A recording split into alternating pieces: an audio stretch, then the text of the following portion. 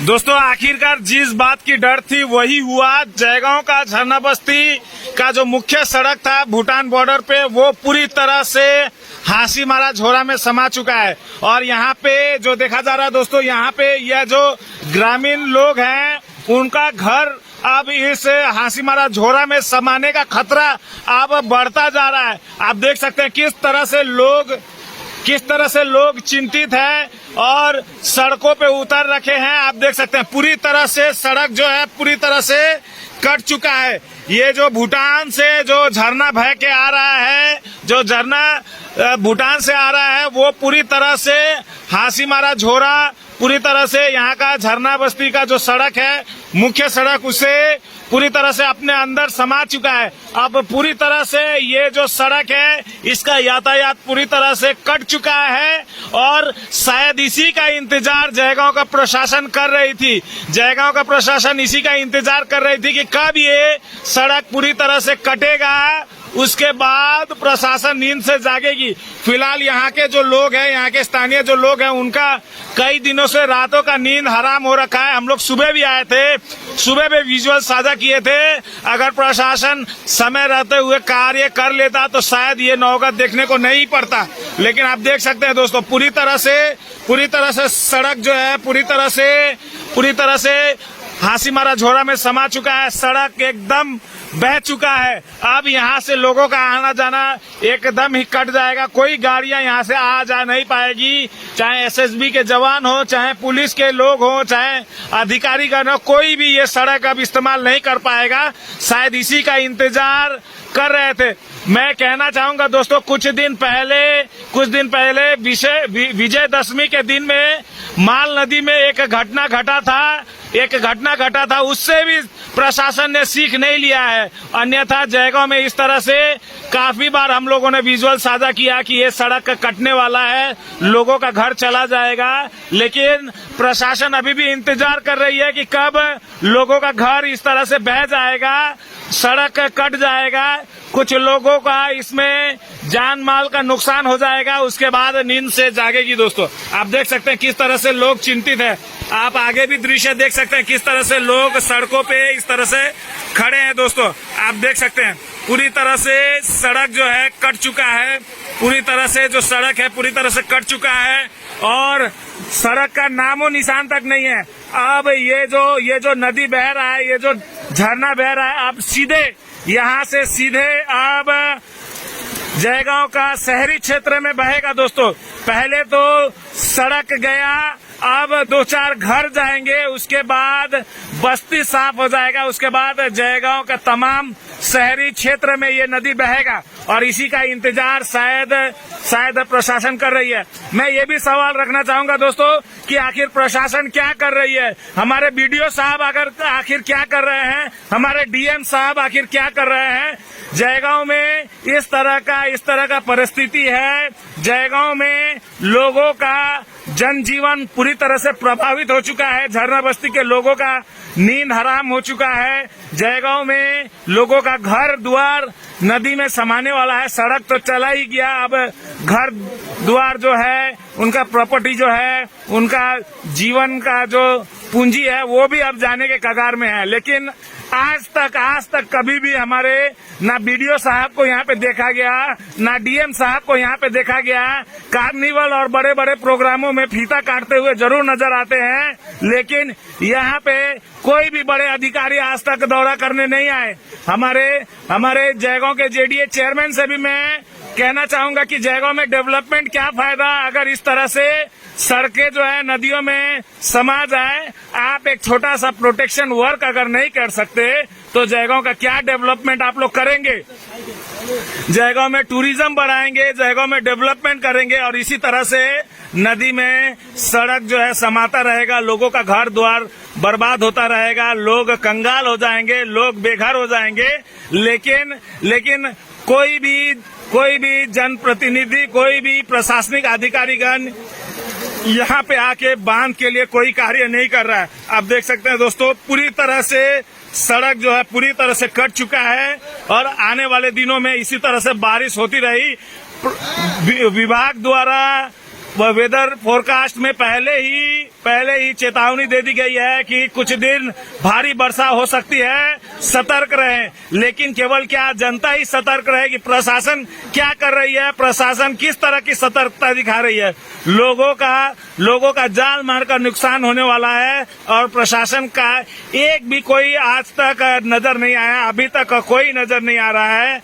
ये सूचना कब प्रशासन के कानों तक जाएगी और कब प्रशासन की आंखें खुलेगी? आप देख सकते हैं पूरी तरह से यातायात कट चुका है। और कहीं ना कहीं मैं कहूंगा तो कहेंगे कि ये तो प्राकृतिक आपदा है और इसके लिए हम क्या कर सकते हैं? समय रहते अगर आप लोग उचित कार्य करते तो इस तरह से सड़क भी नहीं कटता, लोगों का घर द्वार भी इस तरह से बर्बाद होने के कगार पे नहीं होता। और आज जो परिस्थिति देखा जा रहा है दोस्तों, आने वाले समय में जयगांव पूरे खतरे में है दोस्तों। और इसका पूरी तरह से जिम्मेदार जयगांव का प्रशासन और हमारे यहाँ के प्रशासनिक अधिकारीगण होंगे, क्योंकि समय पे रहते हुए अगर कार्य नहीं होता है तो जिम्मेदार आपको क्यों नहीं ठहराया जाएगा? आप देख सकते हैं दोस्तों, आप देख सकते हैं मंजर, आप देखेंगे तो आपको समझ में आएगा। पूरी तरह से सड़क कट चुका है, पूरी तरह से नदी में समा चुका है। और जैसे जैसे समय जाएगा वैसे वैसे ये कटाव और ज्यादा होता रहेगा और शायद सुबह होते होते काफी लोगों का आशियाना इसमें समा जाएगा। और आपको बता दे दोस्तों, मैं बार ये चेतावनी दे रहा था, बार ये कह रहा था कि इसके बाद पूरा जयगांव शहर पे खतरा मंडरा रहा है। अब ये आप देख सकते हैं दोस्तों, आप देख सकते हैं ये खतरा जो है पूरे जयगांव शहर में अब मंडराने लगा है। ये केवल 2-4 घरों का नहीं, केवल झरना बस्ती गांव का नहीं बात है, ये पूरे जयगांव का बात है। और जयगांव प्रशासन क्या कर रही है, जयगांव के एडमिनिस्ट्रेशन क्या कर रही है, हमारे कालचिनी ब्लॉक के बीडीओ साहब क्या कर रहे हैं, हमारे अलीपुरद्वार डिस्ट्रिक्ट के डीएम साहब क्या कर रहे हैं, हमारे डिजास्टर मैनेजमेंट के अधिकारीगण क्या कर रहे हैं, हमारे यहाँ के तमाम अधिकारीगण, हमारे तमाम एडमिनिस्ट्रेशन के ऑफिशियल्स क्या कर रहे हैं? अभी तक किसी को भी नहीं देखा गया है। इसी तरह से लापरवाही आप करते रहिएगा और केवल आप कहते रहिएगा कि ये तो प्राकृतिक आपदा है। प्राकृतिक आपदा भी तब होता है दोस्तों जब आप लापरवाही करते हैं। आप अगर लापरवाही नहीं करते तो ये नौबत नहीं देखने को मिलता। आपको उदाहरण के लिए मैं कहना चाहूंगा, यही हमारे पड़ोसी मित्र देश भूटान है, भूटान के बांध नहीं टूटता, नदी के बीचों बीच बांध बनता है वो नहीं टूटता, लेकिन हमारा जो है नदी किनारे का बांध टूट जाता है।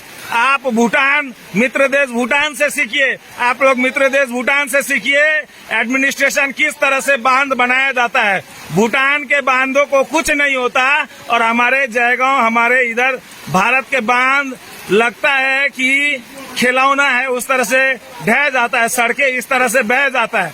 ये काफी खतरनाक स्थिति हो रखा है दोस्तों, ये काफी खतरनाक स्थिति हो रखा है। और अगर इसी तरह से बारिश होता रहा तो आप देख सकते हैं किस तरह से जो जमीनें हैं वो कटाव हो रहा है, सड़कें हैं वो कटाव हो रहा है और लोग घर द्वार छोड़ के सड़कों किनारे इस तरह से खड़े हैं, क्योंकि उनको मालूम है कि कभी भी उनका घर, उनका जान माल का नुकसान हो सकता है। लिहाजा अभी तक आप सोच सकते हैं, मैं इतने देर से मैं अगर यहाँ पे उपस्थित हूँ, अभी तक कोई अधिकारीगण नहीं आए हैं, अभी तक कोई अधिकारीगण नहीं आए हैं, कोई प्रतिनिधि नहीं आया है, कोई डिजास्टर मैनेजमेंट के कोई अधिकारीगण नहीं आए हैं। तो आप सोच सकते हैं जयगांव का जनता को इस तरह से मरने के लिए छोड़ दिया गया। ये प्रशासन क्या करना चाहती है, क्या साबित करना चाहती है? क्या ये साबित करना चाहती है कि जयगांव भारत का हिस्सा नहीं है, जयगांव बंगाल का हिस्सा नहीं है, इसे छोड़ दिया जाए? क्या ऐसा सोचते हैं? क्या इसे नो मैन्स लैंड समझ के कोई कार्य नहीं करना चाहते प्रशासन? मैं ये सवाल रखना चाहूंगा। मुझे काफी दुख हो रहा है ये बातें कहते हुए, और किसी को इससे ठेस पहुंचती होगी तो मैं क्षमा भी चाहूंगा, लेकिन इन जनता का भावनाओं को समझिए, इनके दुख दर्द को समझिए। ये कुछ समय में ये सड़क भी है पूरी तरह से कट जाएगा। ये सड़क पूरी तरह से कट जाएगा। और दोस्तों इसके बाद यहाँ के कुछ घर भी इसमें समा जाएगा और उसके बाद जयगांव का शहरी इलाका में ये नदी बहेगा। झरना बस्ती अपना मुंह मोड़ रहा है, झरना बस्ती का नदी जो है अपना मुंह मोड़ रहा है, क्योंकि प्रशासन ने बचाव का कार्य करने से अपना मुंह मोड़ लिया है दोस्तों। और मैं कहना चाहूंगा ये जो भी हो रहा है, जो भी यहाँ पे क्षति हो रहा है, इसके लिए पूरे तरीके से जयगांव का प्रशासन इसके लिए जिम्मेदार है। आप देख सकते हैं दोस्तों, आप देख सकते हैं धीरे धीरे इसी तरह से कटाव हो रहा है। और आने वाले समय में ये जो आप मकान देख रहे हैं, ये जो घर द्वार देख रहे हैं, वो भी नदी में समा जाएगा। जाते जाते एक बार फिर से मैं कहना चाहूंगा दोस्तों कि प्रशासन उचित कार्य करे। अभी भी बहुत कुछ को बचाया जा सकता है। आपने सड़क बचाने में कोई भूमिका नहीं निभाई, लेकिन कम से कम लोगों का घर द्वार बचाने के लिए आप कार्य करें, जयगांव को बचाने के लिए आप कार्य करें। अन्यथा बहुत देर हो जाएगा, और जब देर हो जाएगा तो आप ये ना कहिएगा कि विजय कुमार गुप्ता आपको क्यों आलोचना करता है। जाते जाते एक बार फिर से मैं कहना चाहूंगा कि प्रशासन आंखें खोले, नींद से जागे, उचित कार्य करे, बचाव का कार्य करे, ताकि जयगांव का जनता को, जयगांव को बचाया जा सके। फिलहाल के लिए मैं आप सभी से अलविदा लेना चाहूंगा। इसी तरह से आप सभी के साथ जुड़ता रहूंगा। जय हिंद। দাদা অনেক দিন থেকে এটা নিউজ করা হইতেছিল, বান ভেঙে গেছে, নদীতে রাস্তা কাইতে চলে যেতেছে, আজকে পুরো রাস্তাটাই চলে গেল। কি বলবেন? প্রশাসনের কেউ আসলো না এখন অব্দি, কি বলবেন? না, প্রশাসন তো আসলোই না। আর দুঃখের বিষয়, এই ঝর্ণা বস্তি একটা গর্বর জায়গা। এই জায়গাটা থেকে এটা একটা বাঁধ ছিল, এখানে এই ভুটানের নদী, এই নদীটা আগেই কিন্তু এই নদীর রোড ছিল আপনার এখান থেকে যদি আগে ছিল এই মসজিদ মাস্টারের বাড়ি, গুম্ফা, তারপরে ইয়াংজাম যে গ্যাস এজেন্সি, মেন রোড হয়ে গ্যাস এজেন্সির ওদিকে চলে যেত। যাই হোক, দুর্ভাগ্য ব্যাপার, এটা একটা বাঁধ হয়ে গেল। বাঁধটা হওয়ার পরে থেকে অনেকদিন ধরে এটা মেরামত করানো এটি বলা হচ্ছিল, কিন্তু ওনারা আসেনি। এখানে শুধু ফার্স্ট এখানে আগে 2 মিনিট মোটামুটি 5 ফিট আগে ভেঙে দিল। এই 5 ফিট থেকে জেডিএ কে বলা হচ্ছে, আমাদের গঙ্গা শর্মাকে বলা হচ্ছে, জেডিএ চেয়ারম্যান, সবাইকে বলা হচ্ছে, এই 5 মিটারের জায়গায় নিয়ে এখন দেখেন পুরো রোডটা চলে গেল। জেডিএ এত বড় বড় পোস্ট নিয়ে বসে আছে, ওরা কোথায় যাচ্ছে? পাহাড়ে গুম্ফা কি ঠিক করবে ওখানে যাচ্ছে ওরা। এখানে মেন রোডটা এখান থেকে পুরো জয়গাঁওটা ভেসে যাবে, সেটা দেখতেছে না। তো ওনাদেরকে আসার দরকার ছিল। ভূষণ শেরপা ওদিন আমরা গিয়েছিলাম তো জেডিএতে, উনি বললো কোথাও বাঁধ হোক, ইমার্জেন্সি হোক, যে কোনো ধরনের রাস্তা বাঁধ এটা করবে। ভূষণ শেরপা নিজে বলেছিলেন। আজকে 5 মিটারের রাস্তা চলে গেল, তখন এসে দেখলো না, এখন পুরো রোডটাই চলে গেল। ভূষণ শেরপা বসে চেয়ারে বসে কি করছে? জেডিএ চেয়ারম্যান গঙ্গা শর্মা কি করছে? এতদিন ধরে ওনাদেরকে বলা হচ্ছে ওনারা আসুক, নাহলে পুরো জায়গাটাই চলে যাবে। তো স্মার্ট সিটি বানানোর জন্য ওখানে কুর্সিতে বসে আছে। হ্যাঁ, ওনার আসার দরকার তো এখানে, আসে দেখুক। জায়গাতে তো আরো প্রশাসন আছে, গ্রাম পঞ্চায়েত আছে, বিডিও অফিস আছে, ডিএম অফিস আছে, ও কেউ আসে নাই? না, ওনারা দেখে গেছে। এখানে অঞ্চল প্রেসিডেন্ট মানিক আসছিলেন, তারপরে পঞ্চায়েত আসছিলেন, এসে দেখে গেছে। ওনারা কি করবে? ওনাদের এই বাজেটটা তো বড়, তো এই বাজেটের কাজ করবে জেডিএ। হ্যাঁ, গঙ্গা প্রসাদ শর্মা এসে দেখবে, হ্যাঁ, ভূষণ শেরপা এসে এখানে দেখবে, ওনাদের দায়িত্ব। কিন্তু ওনারা আজ পর্যন্ত আসলো না। আজকে দেখেন এই বৃষ্টি যদি আরো 3 ঘন্টা থাকে, তাহলে আমাদের গুম্ফা, আমাদের সামনে মসজিদ, তারপরে ইয়াংজাম গ্যাস, এখানে যতগুলো ভালো ভালো বাড়ি, ফির আবার সাথে গ্রিনভিউ স্কুল আছে, এটাও চলে যাবে। তখন কি গঙ্গা প্রসাদ নিন থেকে উঠবে? ওনারা এসে দরকার নাই? এগুলো কি ফন্ড নেই? আমি তো শুনলাম উনি জায়গাতে নাই। জায়গাতে না তো ফোন দিয়ে সবকিছু হয়তো। এখানে ডোজার লাগাবে, কংক্রিট ঢালবে, এখানে গিটি ফেলাবে, পাথর ফেলবে, হয়ে যাবে তো কাজ। তা আসতেছে না কেন? পুরো জায়গাটা চলে যাবে। তারপর তো ওনারা মনে হয় চাচ্ছে 5 মিটারের জায়গায় কি করবো, পুরাটাই চলে যাক, এইটাই মনে হয় ওনাদের ভাবনা চিন্তা করছে।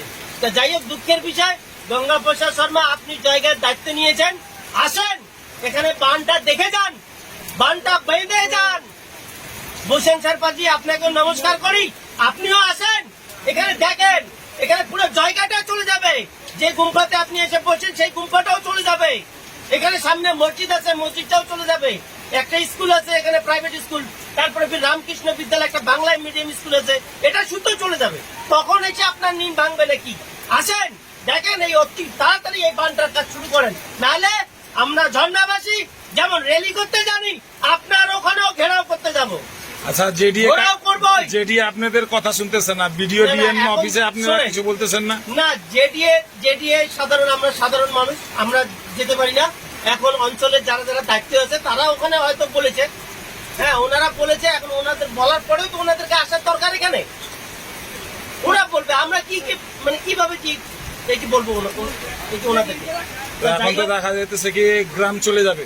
হ্যাঁ, গ্রামটা তো চলে যাবেই, এইটা তো মেন রোড, এই রোডটা দিয়েই চলে যাবে। মসজিদ যাবে, ফার্স্ট মসজিদ যাবে, তারপরে যাবে আপনার গ্রিনভিউ স্কুল গুম্বা, তারপরে রোড ধরবে একদম ইয়াংজাম গ্যাস এজেন্সির ওদিকে চলে যাবে, তারপরে ওদিকে একদম ত্রিবেণী টোল হয়ে চলে যাবে এই নদী। যাই হোক, একটা ছোট আছে, এই সময় আপনারা তাড়াতাড়ি আসুন, এখানে কেয়ার করুন। আর যদি এগুলো কেয়ার না করেন তাহলে আপনারা বলবেন না কি ছোট ছোট বাঁধ আমরা রাস্তা ইমিডিয়েটলি করি। কি করছেন আপনি? দাদার নাম কি? কার? আপনার নাম? আমার নাম মোহাম্মদ মুসলিম আলী মিয়া, বাড়ি? আমি জায়গার ঝর্ণা বস্তি। রাস্তা তো গেল, বান ভাঙলো, রাস্তা গেল, এখন বাড়িও চলে যাবে, কি বলবেন? বাড়ি তো যাচ্ছে, বাড়ি যাচ্ছে, লোকের ঘর কত যাওয়ার অবস্থায় চলছে। বাড়ি যাচ্ছে, মসজিদ যাচ্ছে, স্কুল যাচ্ছে, এটা তো সরকার কোনো ক্যান নিচ্ছে না। সরকারের কোনো দায়িত্ব বলতে কিছুই নাই। এখানে জেনারেল পাবলিকের কোনো দামই নেই। এখন জেনারেল পাবলিক কি করবে, কার আশা করবে? যদি এই জেনারেল বার না হয় আজকের মধ্যে, তাই তো এখন অনুসরণ বসতে হবে, তাছাড়া কোনো উপায় নেই। বাল বাচ্চা তো ভাসি যাচ্ছে, সামান পাতি সবই চলে গেছে, আর কি বলবো? কাকার নাম? আমার নাম সৈয়দ রহমান, বাড়ি? বাড়ি এই যেখানে দাঁড়াইছিল এই জনবস্তি।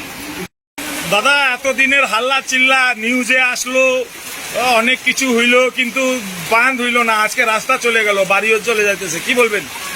কি আর বলবো, আমাদের দুঃখের বিষয়, আমরা পুরো প্রশাসনকে এটার সামনে পাইতেছি না।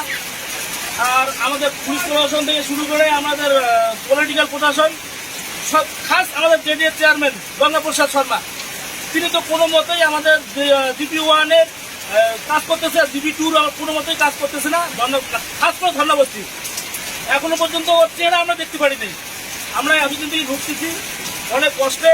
আজকে যে সন্ধ্যার সময় যে বৃষ্টিটা আসলো, পুরো রাস্তা চলে গেল, পুরা ধর্ণাবাসী আতঙ্কে এখনো পুরা সবাই রাস্তায় বলে কাঁদতেছে।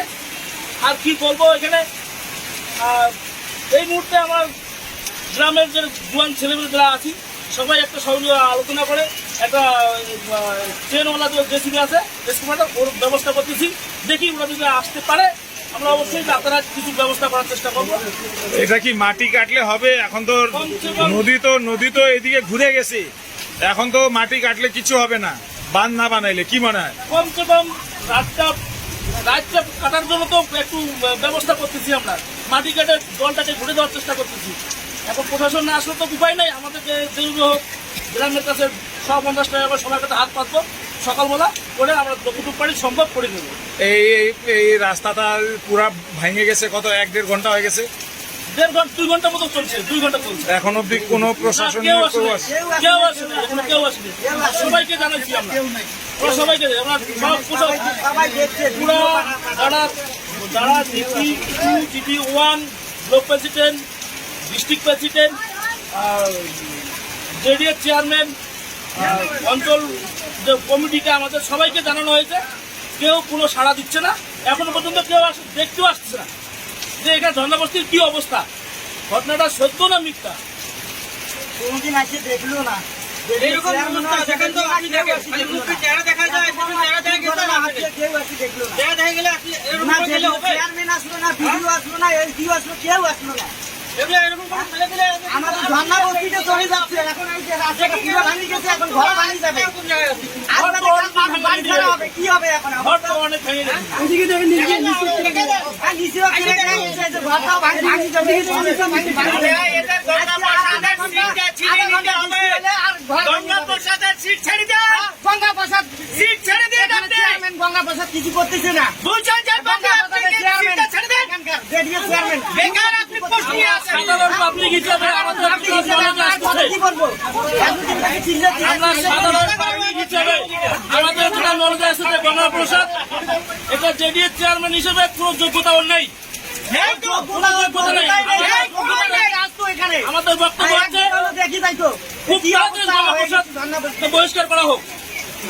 যে কাজ করতে পারবে তাকে নিয়ে আসা হবে না, তাকে রাখা। दादार नाम की আব্দুল হোসেন।